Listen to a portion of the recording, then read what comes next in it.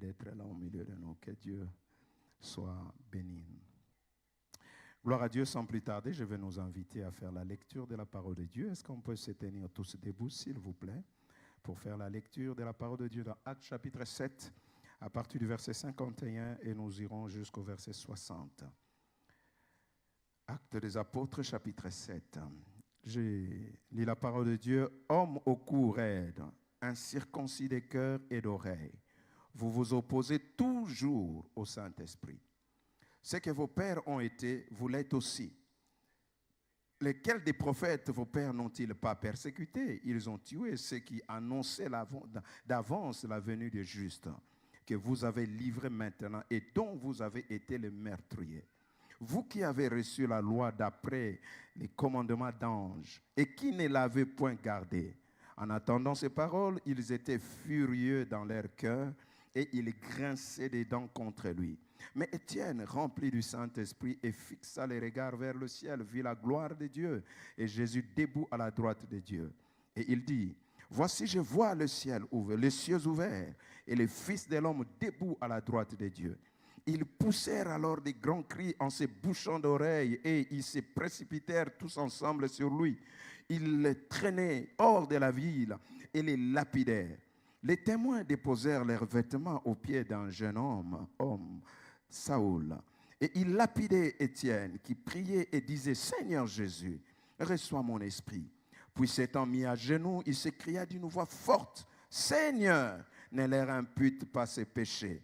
Et après ces paroles, il s'endormit. Amen. Que Dieu bénisse sa parole. Reprenons nos places.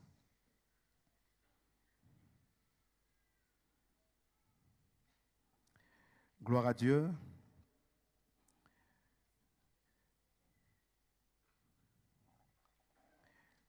Ce passage riche en enseignements nous apprend encore et va nous apprendre encore quelque chose ce matin. Bien-aimés dans le Seigneur, Étienne, c'est un homme exceptionnel. Son nom déjà veut dire couronne. Et il est parmi des personnes qui ont eu la grâce et le privilège d'être choisis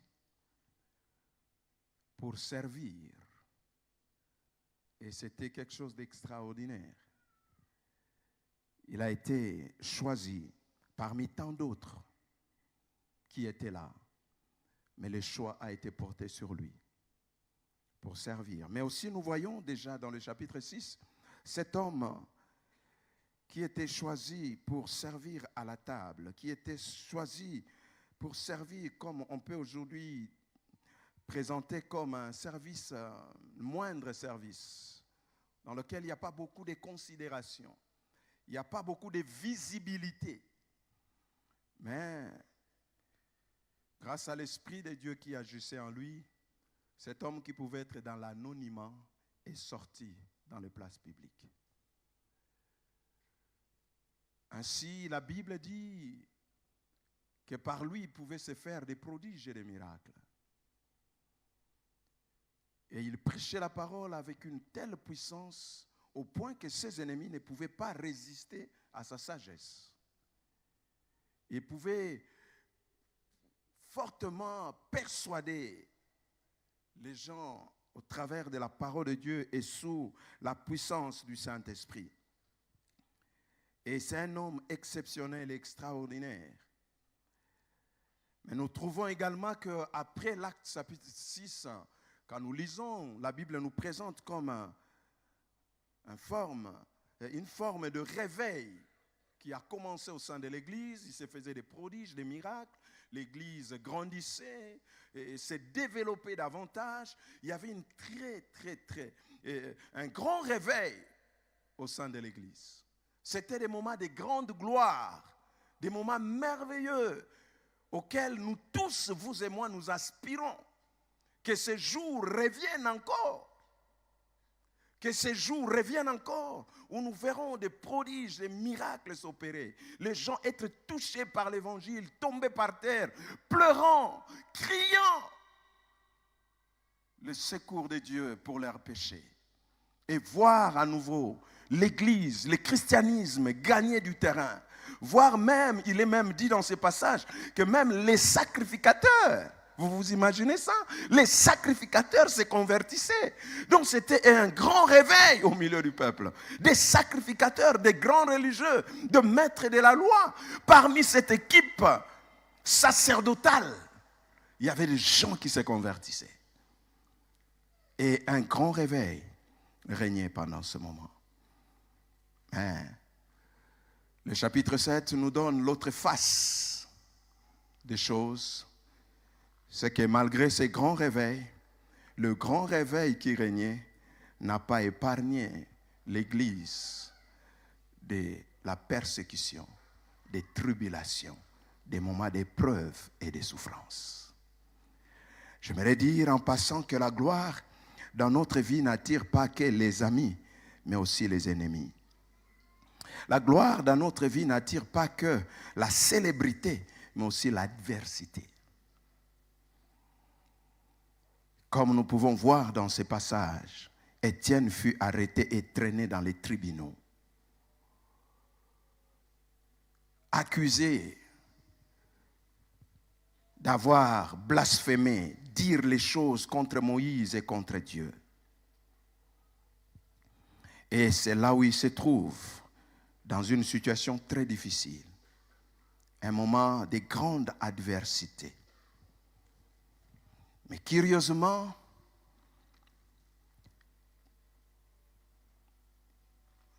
l'adversité est là.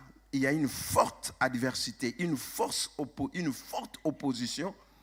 Mais de l'autre côté, la Bible nous présente également que le ciel était ouvert. Amen. C'est là où le pasteur Papicho a dit, sous un ciel ouvert, il y a un contraste. Les contrastes sous un ciel ouvert. Le ciel ne s'est pas ouvert parce que il y avait l'adversité.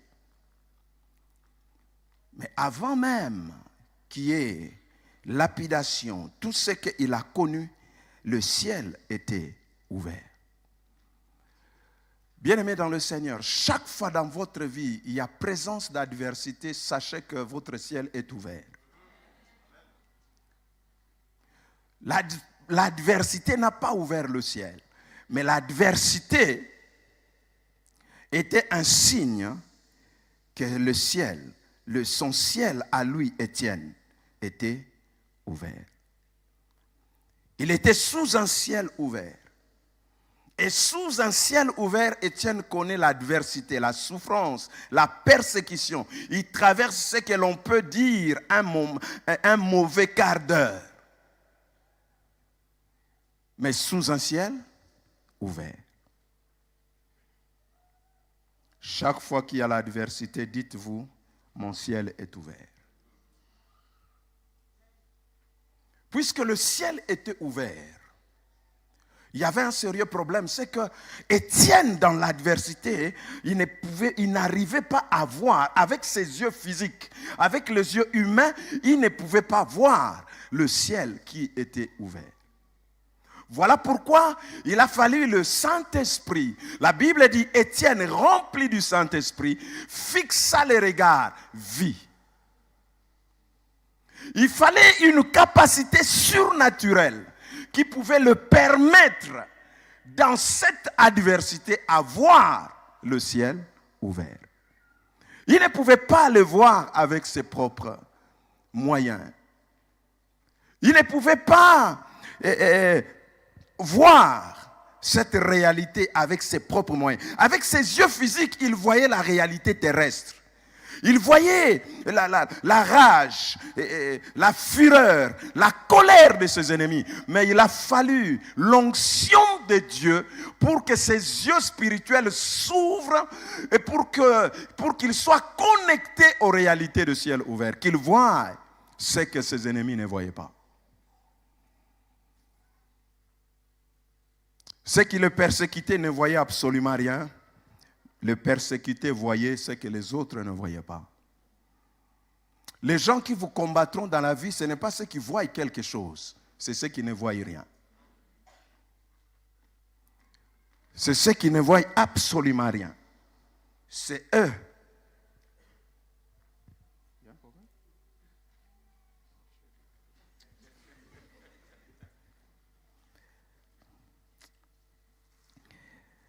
Ceux qui vous combattront dans la vie, ce n'est pas ceux qui voient, mais ceux qui ne voient rien.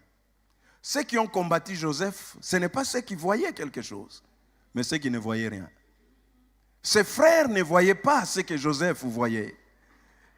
Et ils se sont levés comme des adversaires, des gens qui les combattent dans sa vie. Pourquoi? Parce qu'ils ne voyaient rien. Parce qu'ils ne voyaient rien. Ils l'ont combattu, ils ont cherché à les lapider simplement parce qu'ils ne voyaient rien. Ils ne voyaient rien. Étienne fixa les regards vers le ciel, vit la gloire de Dieu et Jésus debout à la droite de Dieu. Je dirais également que le problème n'est pas ce que l'on est en train de vivre, mais dans quelle direction regardez-vous? Dans quelle direction regardez-vous? Il fixait le regard. Que voyez-vous? Ce matin, le thème que j'aimerais aborder avec nous rapidement, c'est les 3 P de la révélation du ciel ouvert. Les 3 P de la révélation du ciel ouvert.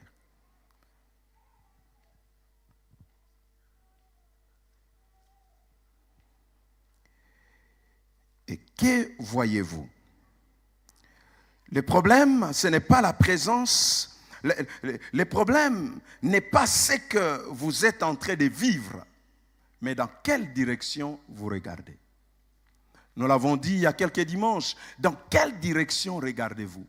Il était en train de vivre des moments très hostiles, très difficiles, mais la Bible dit il fixa le regard vers le ciel. Il a choisi une direction, une orientation, là où il devait voir.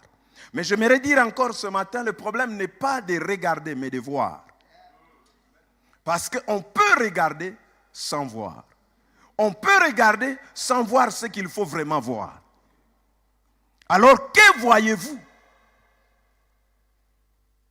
Les enfants d'Israël, ils regardaient tous à la direction du pays de Canaan, mais ils ne voyaient pas tous les mêmes choses. Ils regardaient à la direction de Canaan. Les uns voyaient les géants, les fils d'Anak, les murs fortifiés, impossible d'y accéder. Mais les autres voyaient la terre promise, le lait et le miel.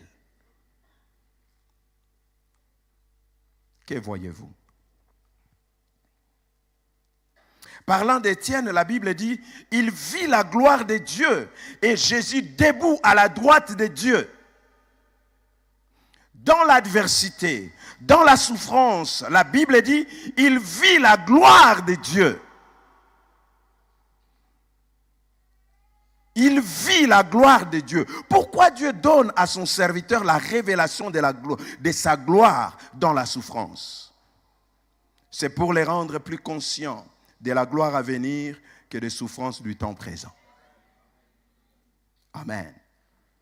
C'est ce que la Bible dit dans Romains chapitre 8, verset 18. J'estime que les souffrances du temps présent ne sauraient être comparées à la gloire à venir, qui sera révélée pour nous.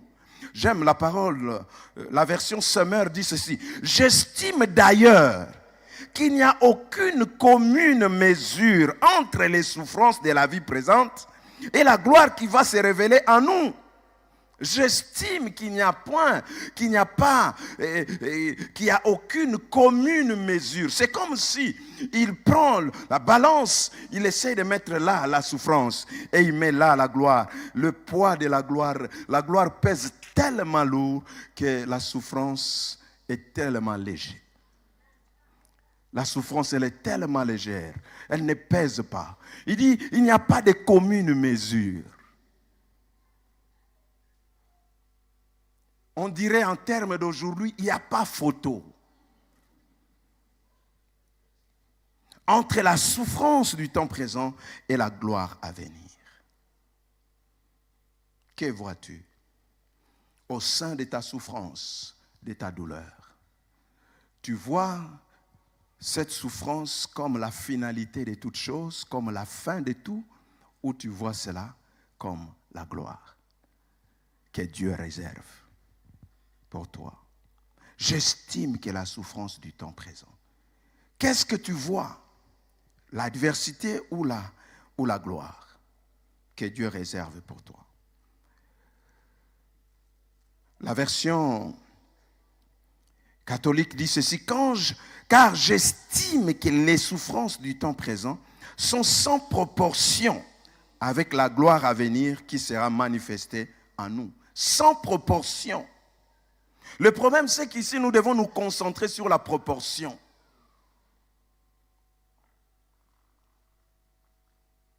Nous devons nous concentrer sur la proportion. Bien-aimés, nous sommes invités à être conscients des proportions. Et la proportion de la gloire est plus supérieure. C'est pourquoi j'aimerais nous dire, quelle que soit l'intensité de nos souffrances physiques ou psychiatriques, physiques, psychiques, morales, quand on les place sur une balance, celui-ci sera soulevé tout en haut par le poids de la gloire, pour nous dire que c'est très léger. Il n'y a aucune commune mesure entre les deux. C'est dont nous ne sommes souvent pas conscients.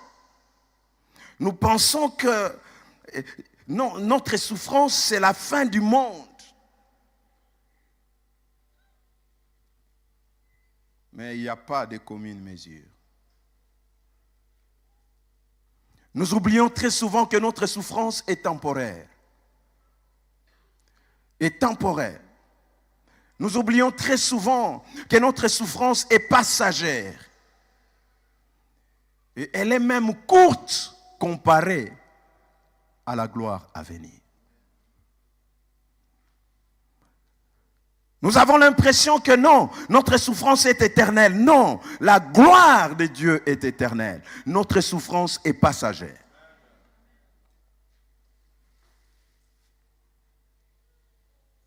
C'est quelque chose pour un temps, pas pour tout le temps. Et dans 2 Corinthiens chapitre 4, 17, l'apôtre Paul qualifie ces souffrances de légères. Il dit, oui, nos souffrances actuelles sont légères et durent peu de temps, mais elles nous préparent une gloire extraordinaire. Remarquez, quelque chose de temporel. On dit, oui, nos souffrances actuelles sont légères. Quelque chose de léger dure peu de temps. Mais elle nous fait quoi? Elle nous prépare une gloire extraordinaire. Et comment est cette gloire? Il dit, cette gloire dure toujours. Et elle est beaucoup plus grande que nos souffrances. Amen. Aide-moi à dire à ton voisin, c'est léger.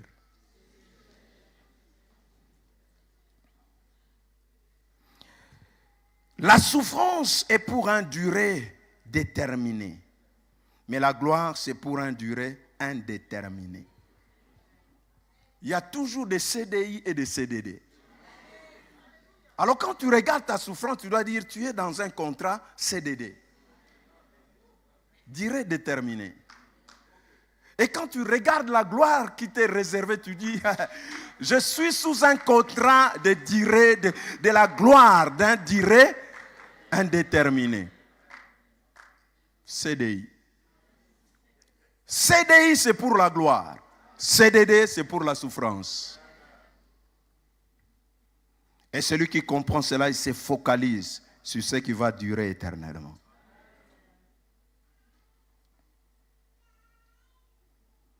nous avons la promesse d'une gloire éternelle.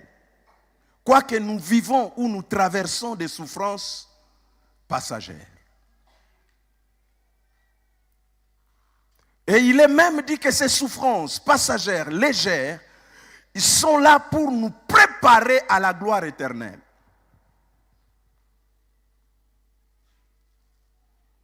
La Bible dit, dans cette atmosphère, qu'est-ce qui se passe? Étienne vit la gloire de Dieu. Si simplement tu pouvais voir la gloire qui t'est réservée. Deuxièmement, dans la souffrance, Étienne voit Jésus à la droite de Dieu.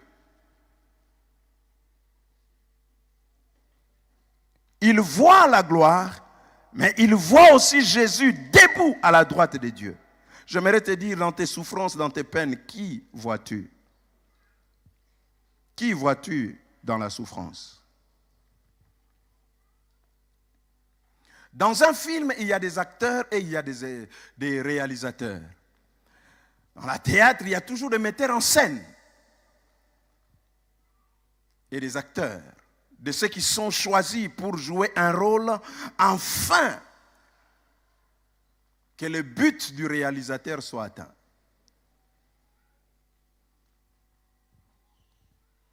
C'est le réalisateur qui connaît la durée de la scène. Combien de temps ça va faire? Combien? Tout est dans son esprit. Il sait que, oui, cet acte, malgré tout ce qu'on peut faire, voilà comment les choses vont se terminer. Et la Bible dit, qui dira qu'une chose arrive sans que l'Éternel l'ait ordonné? Des fois, nous passons tout notre temps à nous concentrer sur ce que certains acteurs autour de nous sont en train de faire avec nous. Et nous oublions que derrière ça, il y a un metteur en scène qui sait comment les choses se passent. Des fois, dans ce moment-là, même où les gens tournent un film ou quoi que ce soit, quand le metteur en scène ou les réalisateurs voient qu'il y a un peu de débordement, il arrête, il dit non, stop. Ce n'est pas l'idée, ce n'est pas mon idée. Fais ce que je te demande de faire.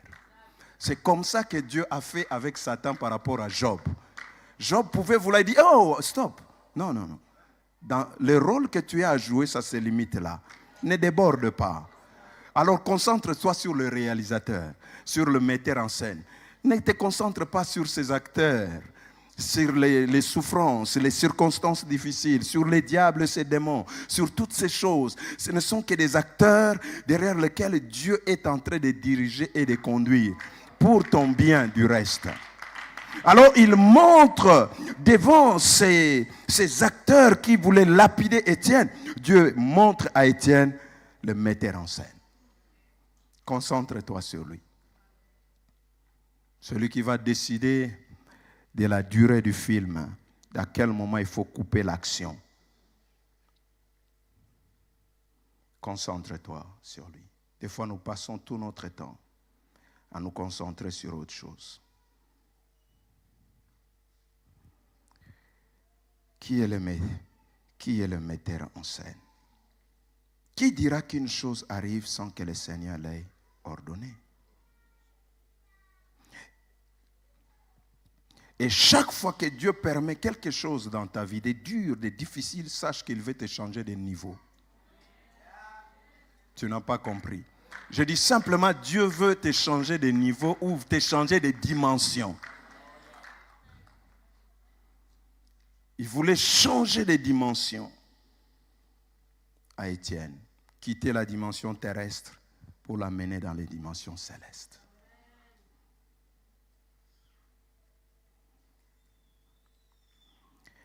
Voilà, dans ce moment difficile d'adversité, qu'est-ce qui se passe? Étienne reçoit la révélation du ciel ouvert, sous l'onction de l'Esprit.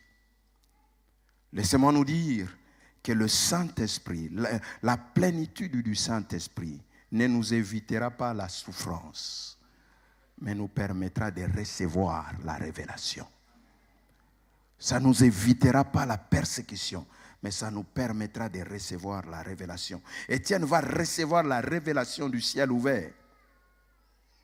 Et au travers de cette situation, sur base de cette révélation du ciel ouvert, j'ai souligné 3 P importants qui s'est manifesté dans la vie. Les 3 P de la révélation du ciel ouvert. La révélation du ciel ouvert va nous donner, bien aimé, premièrement, la capacité de persévérer dans la souffrance.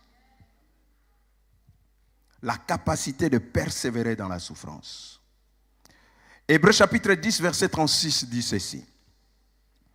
Car vous avez besoin de persévérer, afin qu'après avoir accompli la volonté de Dieu, vous obteniez ce qui vous est promis. Car vous avez besoin de persévérance.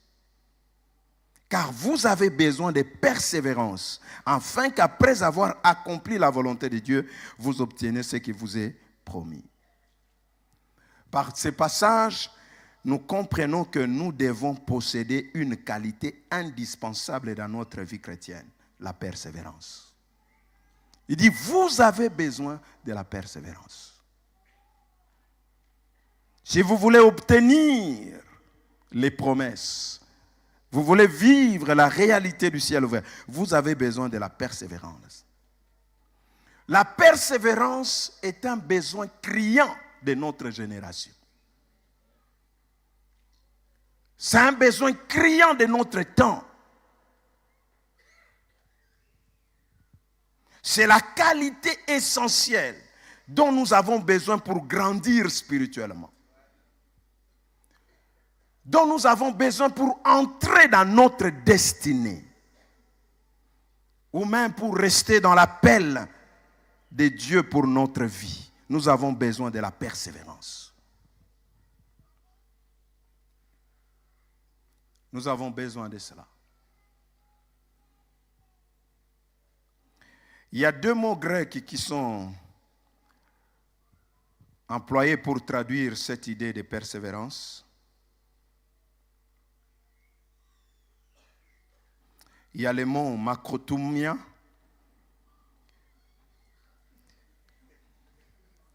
On doit normalement vous projeter ça pour que vous n'ayez pas de problème. Il y a le mot makrothumia que nous pouvons voir 14 fois dans la Bible. Alors ce mot est traduit par persévérance, longanimité, patience, lenteur à venger le mal. Ce terme véhicule l'idée de supporter pendant longtemps le mal sans rien faire pour y mettre fin. De supporter pendant longtemps le mal sans rien faire pour y mettre fin. On supporte un poids.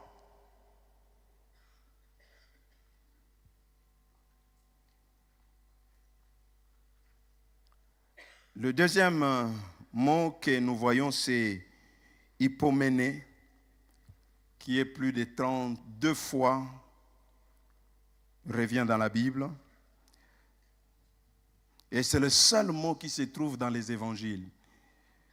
Hypoméné. Hypoméné.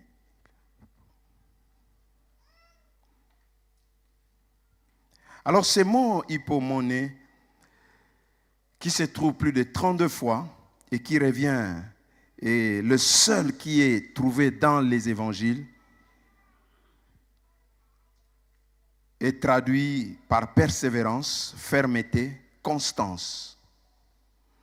Alors l'idée que véhicule ce mot, c'est l'idée d'une personne qui ne se détourne pas de son objectif délibéré et de sa loyauté à la foi et à la piété. Même si elle traverse les épreuves et les souffrances les plus sévères. Il y a ici l'idée d'attente jusqu'au moment fixé par Dieu lui-même. Je ne me détourne pas malgré les épreuves et les souffrances sévères. je ne me détourne pas de mon objectif. Je reste fidèle, loyal à la foi et à la piété. Donc la foi, la persévérance chrétienne veut que d'un côté, on endure les souffrances sans chercher à se venger, et de l'autre côté, on persiste dans la voie de la fidélité à Dieu malgré les sévères épreuves du temps ou des circonstances de la vie.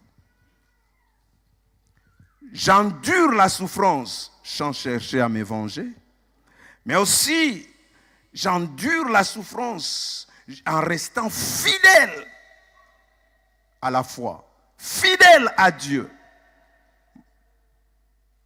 sans pouvoir y renoncer, sans chercher à renoncer, jusqu'au temps fixé de Dieu. Et nous savons tous que la vie chrétienne est parsemée de souffrances, de tribulations, de persécutions, d'adversités, de toutes ces choses. Du reste, on ne peut pas penser christianisme sans passer souffrance. Parce que le fondateur du christianisme lui-même est passé par la souffrance. Alors comment vous pouvez imaginer être chrétien, vivre la vie chrétienne sans la souffrance? Vous ne pouvez pas penser la vie chrétienne sans la croix. Parce qu'au milieu de la vie chrétienne, il y a la croix.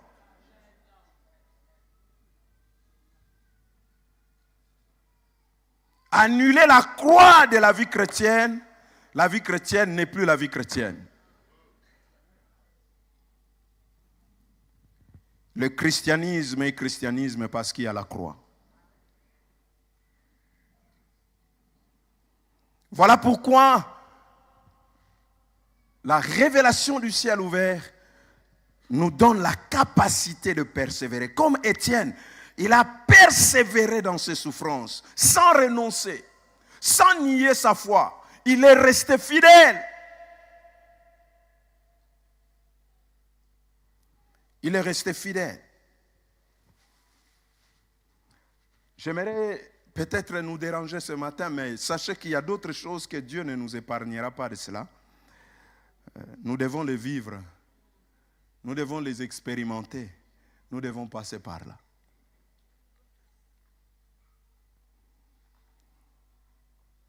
On peut beau chercher, prier, repousser, lier, délier, mais je peux imaginer Étienne, s'il était peut-être de notre époque, il serait en train de lier toutes ces pierres, mais rien. Les pierres arrivent toujours. Ça les tape à gauche, à droite, devant, derrière. Il est là en train de dire au nom de Jésus, je refuse. Toute arme forgée contre moi sera nulle et sans effet. Pas. Toute arme forgée contre moi sera pas. Seigneur. L'apôtre Paul a expérimenté cela. Il était malade, il souffrait. Il dit, j'ai prié à 3 reprises que Dieu éloigne de moi cette maladie, qu'il retire cette écharde. Mais il dit, 3 fois j'ai prié, 3 fois Dieu lui a dit, ma grâce te suffit. Ce que Dieu n'enlève pas dans votre vie, il vous donnera la capacité de le supporter.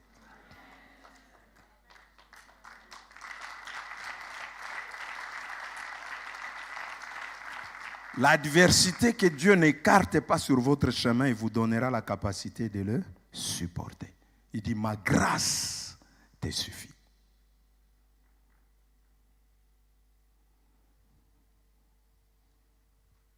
Il y a des choses que vous ne devez pas chercher à repousser, mais vous devez plutôt chercher la grâce pour que la grâce vous soutienne. Ma grâce te suffit. Je veux compter sur la grâce de Dieu. Malgré ces épreuves, malgré toute cette souffrance, moi je compte sur la grâce de Dieu. Amen. J'aimerais encourager quelqu'un. qui vit dans la souffrance, qui connaît les moments difficiles, la souffrance de la trahison, la souffrance des divorces, la souffrance d'abandon, la souffrance de la maladie, la souffrance des manques, la souffrance des chocs, des échecs, la souffrance des déceptions amoureuses, la souffrance de perdre des choses chères, des êtres chers, toute cette forme de souffrance que vous êtes en train d'endurer, j'aimerais vous encourager seulement ce matin à persévérer. Alors aide-moi à dire à ton voisin, persévère dans la souffrance.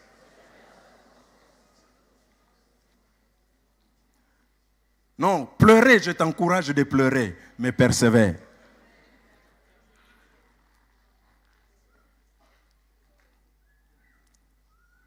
Mais persévère.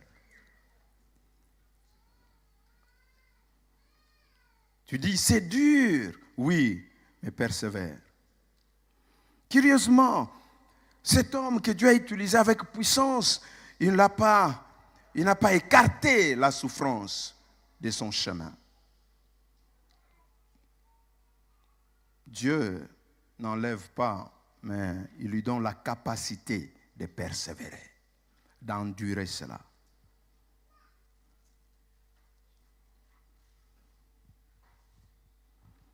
Personne ne goûtera aux réalités du ciel ouvert sans avoir persévéré. Persévère. Deuxième paix que je trouve dans ce passage, c'est la prière dans la souffrance. Prie dans la souffrance.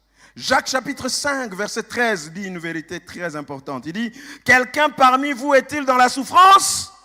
Qu'il prie. Quelqu'un est-il dans la souffrance? Qu'il prie. Il ne dit pas, quelqu'un est-il dans la souffrance? Qu'il murmure.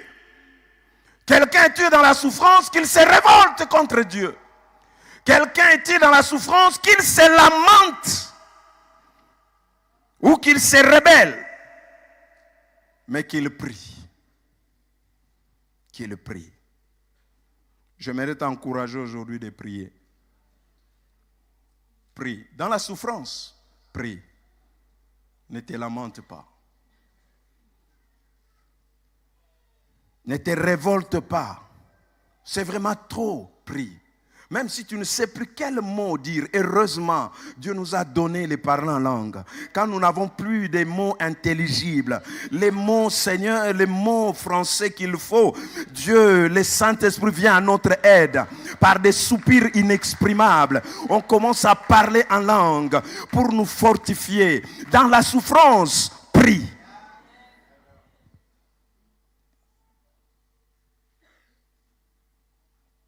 Prie. Et ne te rebelle pas.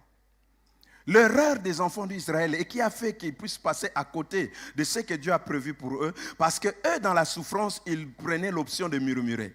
Dans la souffrance, ils se lamentaient. C'est ce qui fait qu'ils n'ont pas pu. Là où ils devaient faire quelques jours, ils ont fait plus des années. Parce qu'à la place de prier, ils murmuraient. Ils cherchaient à se rebeller contre Dieu, à se rebeller contre Moïse, à la place de prier. Dans la souffrance, prie.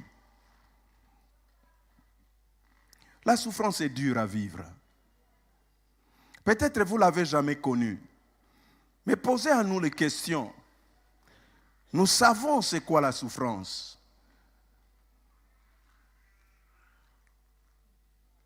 Mais que dit la Bible? Prie. Aide-moi à dire à ton voisin, prie. Ton mari t'abandonne, il est parti, il t'a laissé seul avec les enfants, fais quoi? Prie. Ces fiancés qui me parlaient des mondes et merveilles, sans toi je ne peux pas vivre. D'un coup comme ça, alors que tout était là, je l'ai présenté à ma famille, tout commençait à aller bien. Du coup, il tourne la page, il me trahit et part avec quelqu'un d'autre. Que faire?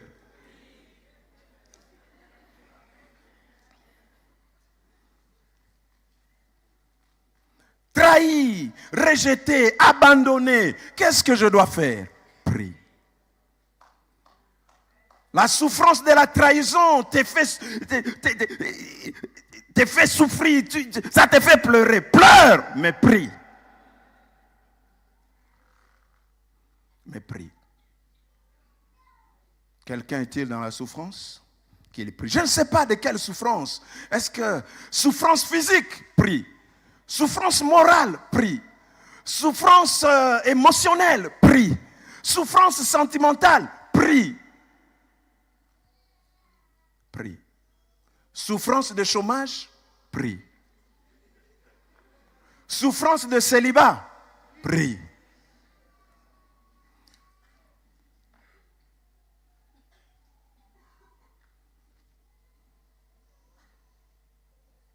Prie. Et pendant, la Bible dit dans Actes chapitre 7, 59, pendant qu'on lui jetait des pierres, Étienne prie en disant, Seigneur Jésus, reçois ma vie. Étienne prie, il dit, Seigneur, reçois ma vie. Pendant qu'on lui jetait des pierres, ce n'est pas qu'on a arrêté. Même la prière n'a pas arrêté les jets de pierres, la lapidation. On continuait, il priait et on lui jetait encore des pierres. Qu'importe les pierres que tu reçois, ça fait mal. Quand tu dis, aïe, Seigneur Jésus, tu souffres, mais tu pries.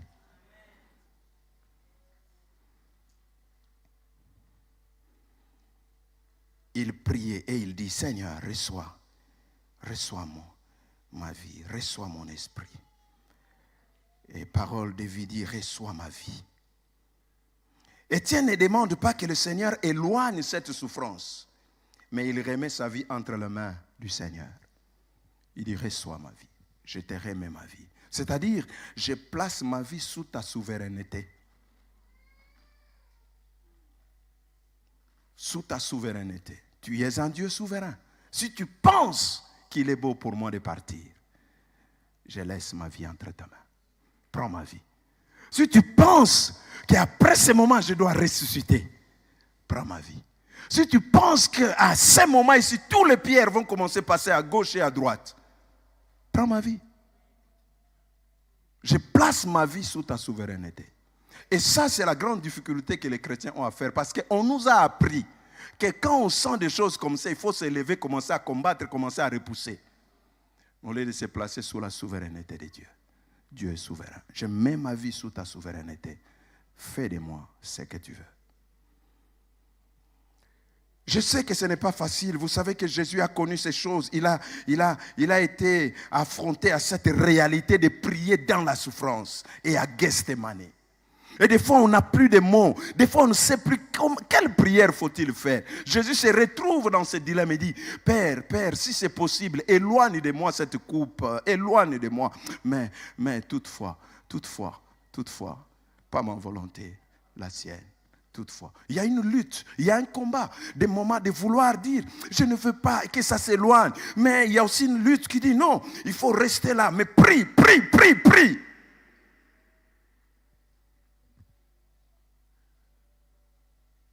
C'est dur, mais des fois, il faut rester sur ce terrain-là, seulement en train de prier. Et quelle prière faut-il? Éloigne de moi cette coupe, ou bien Seigneur, que ta volonté soit faite. Troisième paix, je termine par là, c'est pardonner dans la souffrance. Aide-moi à dire à ton voisin, pardonne dans la souffrance. La Bible dit, pendant qu'on lui jetait des pierres, Étienne prie en disant, Seigneur Jésus, reçois ma vie. Ensuite, il tomba à genoux et il crie de toutes ses forces, Seigneur, pardonne-leur ses péchés. Remarquez une chose, quand il est question de donner sa vie, la Bible dit, sûrement il était debout. Et il a prié. Mais quand il était question d'accorder les pardons, on dit il tomba à genoux et il cria de toutes ses forces. Parce que naturellement, ce n'est pas facile. Ça demandait, les pardons demandent une force supplémentaire. Une force supplémentaire. Un effort supplémentaire pour le donner. Dans la souffrance, pardonne. Aide-moi encore à dire à ton voisin, pardonne dans la souffrance. Il a en face de lui ses bourreaux. Et il reçoit des coups de leur part. Ce qu'il ne le mérite pas parce qu'il n'est pas coupable de ce qu'on lui fait. Il est traité injustement. Il est accusé injustement. Il est critiqué injustement. Il est trahi injustement. Il est rejeté injustement. Il est condamné injustement. Mais d'en face à cette injustice qu'il est en train de subir, il va élever sa voix pour dire, Père, pardonne-leur ses péchés. Il accorde son pardon. C'est une parole de pardon et exprime une prière qu'Étienne adresse au Père en faveur de ses bourreaux. Remarquez une chose, Étienne ne profère aucune menace et ne prononce aucune condamnation. Dans le cœur d'Étienne, il n'y avait pas de l'amertume, ni colère et encore moins un sentiment de vengeance. Dans cette prière, Étienne met en pratique l'enseignement de son maître, l'amour et le pardon. C'est une chose, frères et sœurs, que de recevoir les enseignements. Mais Dieu vous mettra toujours sur un terrain où il faut pratiquer les enseignements.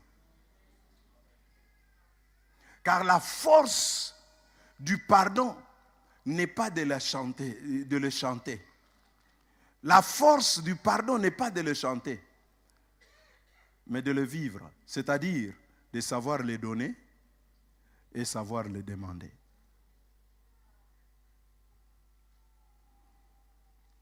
Étienne a appris, il a été enseigné sur l'amour et le pardon. Il a même été témoin de ce qu'il a vu, il a entendu, il a appris ce que Christ a fait à la croix.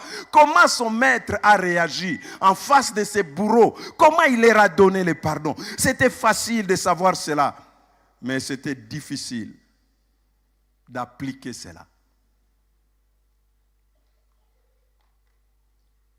Il est facile d'écouter les enseignements et de dire Amen. Mais il est difficile d'appliquer. Et quand il fallait appliquer ce qu'il a appris de son maître, la Bible dit, la Bible précise, il cria de toutes ses forces, les dernières forces qui lui ont été restées, de toutes ses forces, il cria, pardonne-leur ses péchés.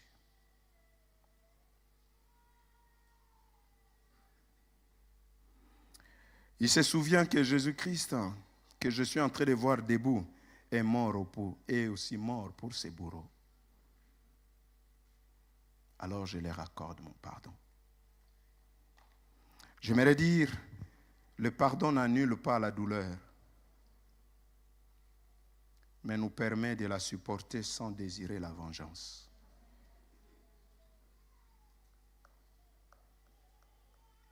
Je répète, le pardon n'annule pas la douleur, mais nous permet de la supporter sans désirer la vengeance. Et ce matin, plusieurs d'entre nous ont besoin de pardonner malgré la souffrance qu'ils portent dans leur cœur, malgré la douleur de la déception, de la trahison, du rejet, de l'abandon, des critiques, des déceptions. Malgré ces douleurs, vous devez simplement pardonner sans désirer la vengeance.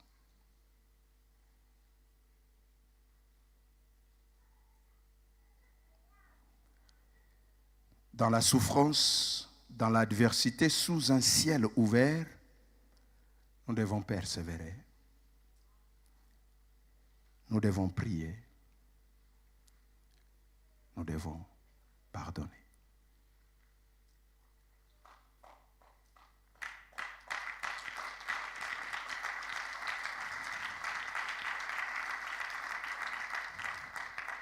Inclinons nos têtes dans la prière.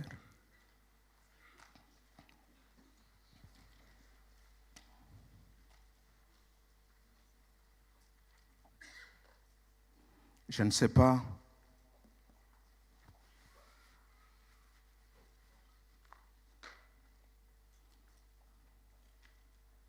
tu es dans quel niveau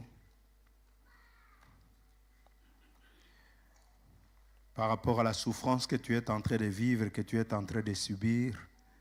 Est-ce que tu veux dire je suis prêt à lâcher prise ou j'ai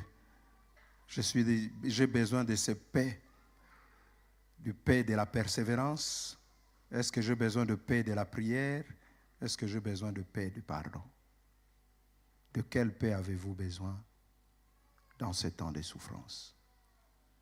La révélation du ciel ouvert nous donne la capacité de composer avec ces trois paix.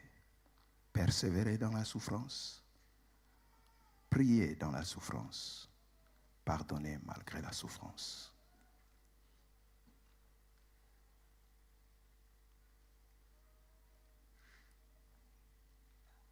Quelle est la décision que vous voulez prendre ce matin? Avez-vous besoin de ces trois paix pendant ce moment pour dire, Seigneur, aide-moi à persévérer, aide-moi à prier dans la souffrance, à ne pas me lamenter, à ne pas murmurer. Aide-moi, Seigneur, à pardonner malgré les douleurs, malgré la souffrance, la peine que je porte dans mon cœur. Donne-moi, Seigneur, j'ai besoin de toi.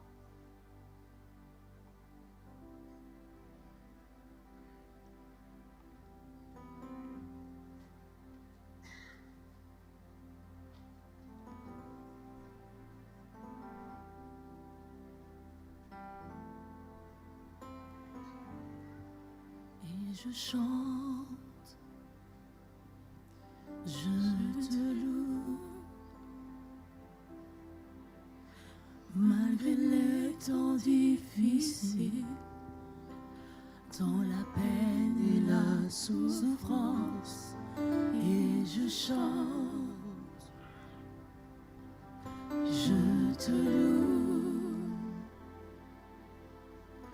je lève les mains pour t'honorer, car ta parole est vraie. Et je chante, je te loue. J'aimerais juste pendant une ou 2 minutes, prenez la position qui vous convient. Vous-même, vous savez de quelle paix vous avez besoin pendant ce moment. Dans quelle souffrance, adversité, combat, vous êtes dans quelle sorte de souffrance vous êtes en train de passer.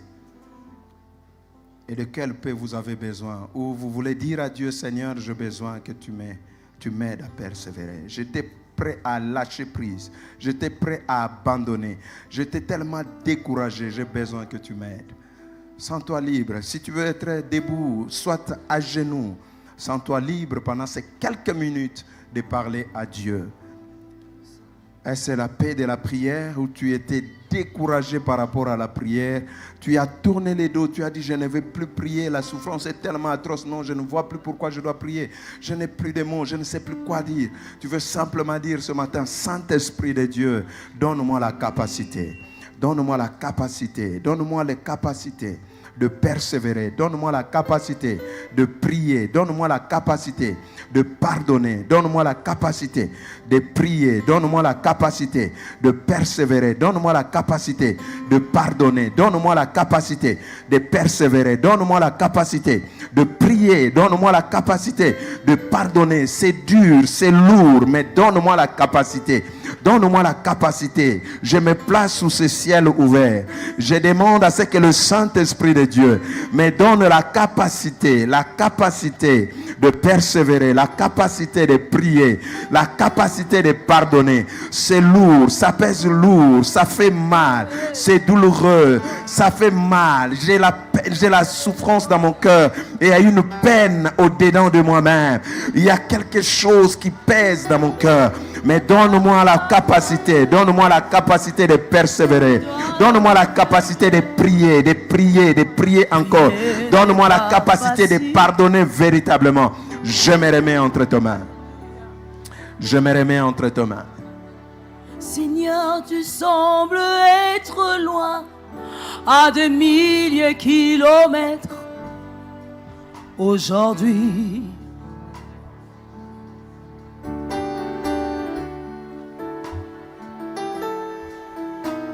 je n'ai pas perdu ma foi, je dois le confesser. Prier n'est pas facile.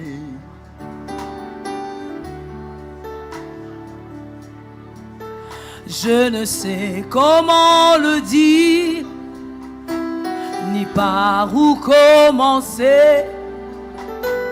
Tu m'as donné ta grâce, c'est tout ce qui est en moi. Et je chante, je te loue. Malgré les temps difficiles, dans la peine et la souffrance, et je chante, je te loue. Je lève mes mains pour t'honorer, car ta parole est vraie. C'est difficile pour moi de voir tous les projets que tu as pour moi. Je garde ma confiance en toi, Seigneur. Je mets ma confiance en toi. Je n'ai pas perdu ma foi, car tu es mort pour me délivrer.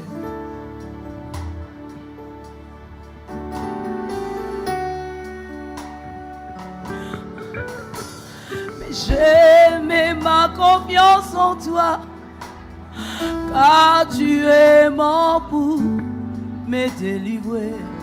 Merci Seigneur.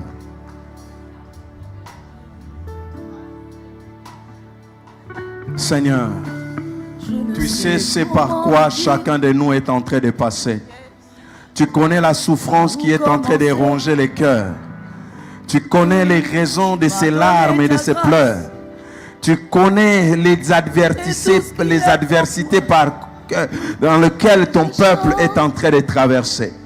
Seigneur, ce que nous voulons te demander ce matin, donne à chacun de nous de persévérer, à ne pas se détourner, à ne pas abandonner, à ne pas lâcher prise. Donne à chacun de nous de prier encore, car la force de résister dans l'épreuve vient dans la prière.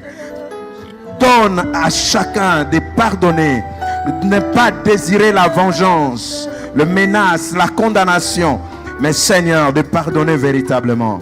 Tel est le cri de notre cœur ce matin. Et permets que ces vérités de ta parole continuent à retentir dans notre cœur, à interpeller notre conscience, notre âme.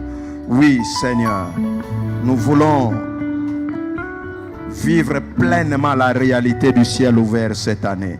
Voilà pourquoi nous voulons, Seigneur, dans la souffrance, persévérer. Dans la souffrance, prier. Malgré la souffrance, pardonner.